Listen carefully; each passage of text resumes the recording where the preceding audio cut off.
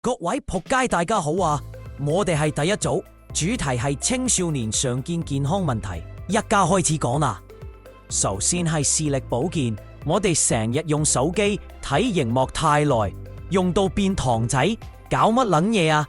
咁樣好容易近視啊！記得20-20-20原則，用眼20分鐘，睇遠方20秒。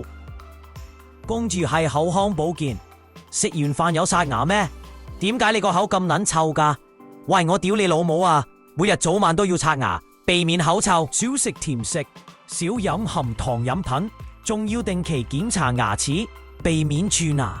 第三係皮膚保健，我哋要保持面部清潔，唔好食太多油炸垃圾嘢，食到變個巴士咁啊！多飲水，多瞓覺，皮膚先會穩定。第四係睡眠健康，喂，你個死戇鳩都超鳩夜瞓覺，每日最好瞓滿8個鐘，呆夜會令精神變差，注意力下降。